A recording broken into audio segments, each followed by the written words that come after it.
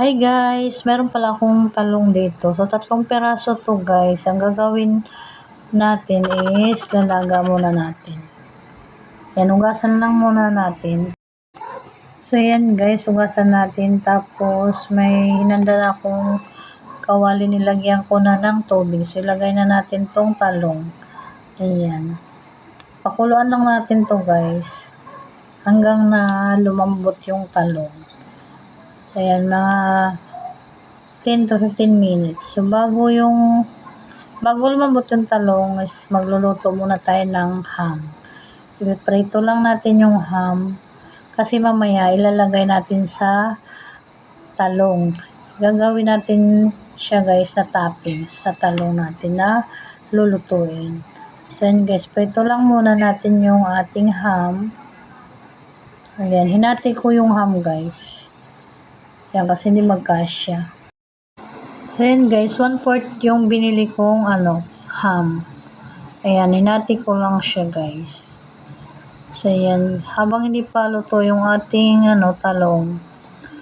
Ayan, lulutuin muna natin yung ating ham. So, hintayin lang natin. So, yan guys, luto na yung ating ham. Itabi muna natin to guys. Ayan. Tabi muna na.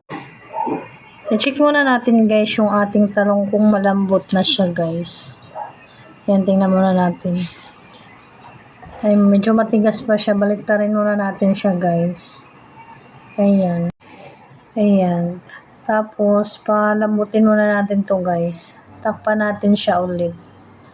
Yan, hintayin lang natin siya na lumambot to.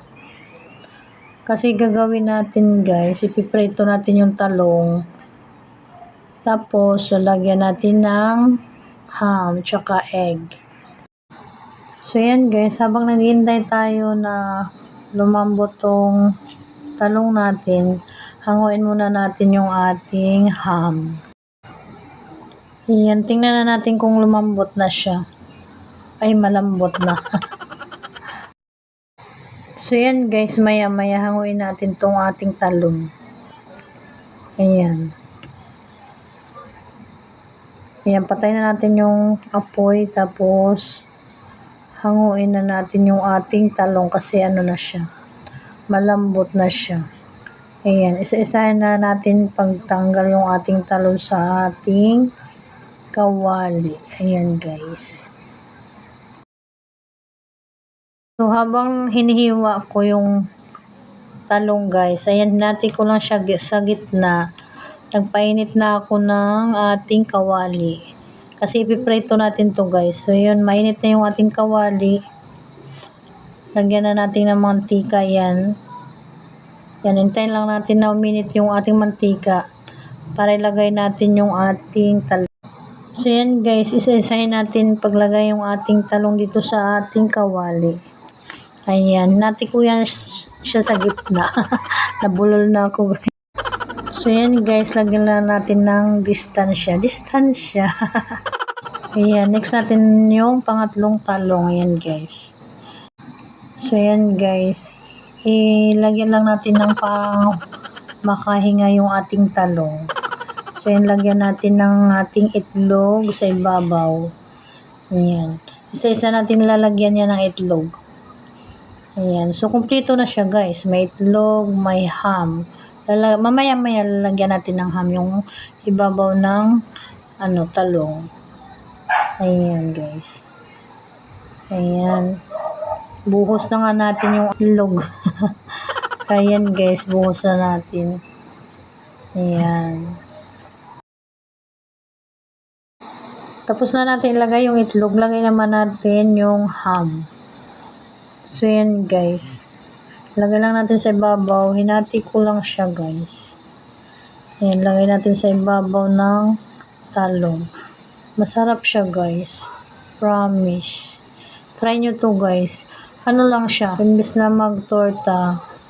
Ayan, pwede rin tong gawin ganito lang guys. Ganitong luto sa talong. Sarap siya. Oh, yan ah.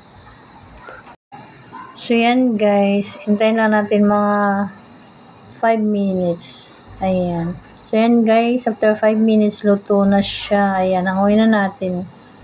ang ating talong with egg and ham sa ibabaw. So, yan na guys, luto na ang ating talong. Ayan guys, tikman na natin kung ano ang lasa nito guys. Tipid lang to. Wala pang 100 to guys. Ayan, try natin. Ayan. Try natin, kain tayo. Let's tikim-tikim time. So, ito na talaga guys. Tikman na natin. Mainit pa eh.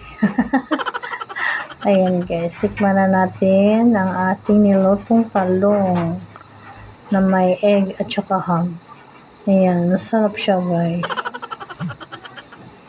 Super sarap siya guys. Try nyo to guys. Para tipid tips. So ayan guys, try nyo guys. Wala pang 100 to. Sarap.